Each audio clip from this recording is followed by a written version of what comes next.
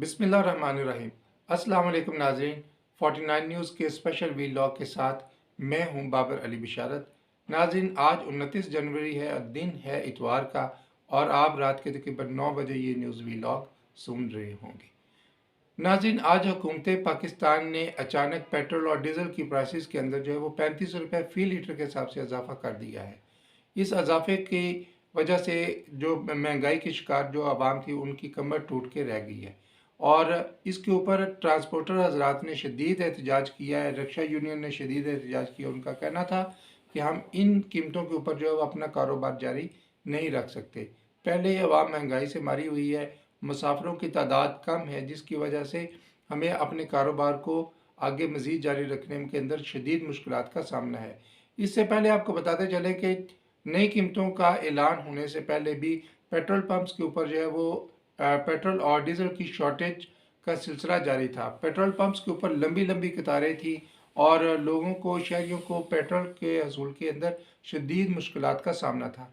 लेकिन जब पेट्रोल की प्राइसेस को रिवाइज़ किया गया, उनको बढ़ाया गया, तो उसके बाद लोगों की मुश्किलात के अंदर जो है वो इजाफा हो गया। एक तो पेट्रोल नहीं मिल रहा था और ऊपर से पेट्रोल महंगा भी हो गया, और लोगों को मज़ीद दुश्वारी का सामना करना पड़ा है।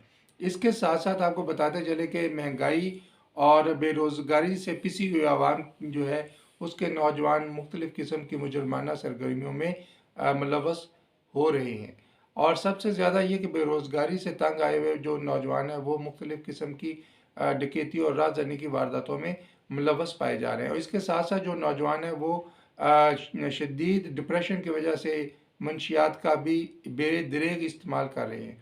और मंशियात के अंदर जो है वो नशा आवर इंजेक्शन जो है वो तमाम नशा करने वालों को मुख्तलिफ मेडिकल स्टोर से वो आसानी से दस्तियाब है, जिसकी वजह से ये हमारी नौजवान नस्ल जो है वो बहुत तेज़ी के साथ जो है वो बर्बाद हो रही है, तबाह हो रही है, और पाकिस्तान का मुस्तकबिल जो है वो शदीद ख़तरे से दो चार है।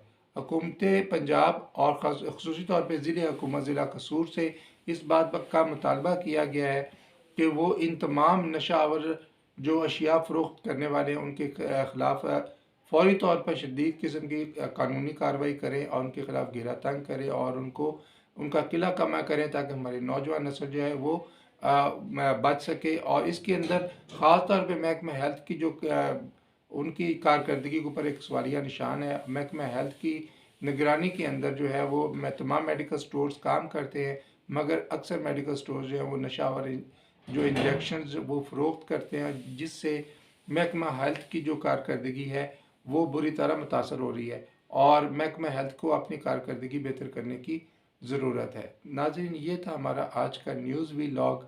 उम्मीद है आपको पसंद आया होगा। अगले वीलॉग तक इजाज़त दीजिए। अल्लाह हाफ़िज़।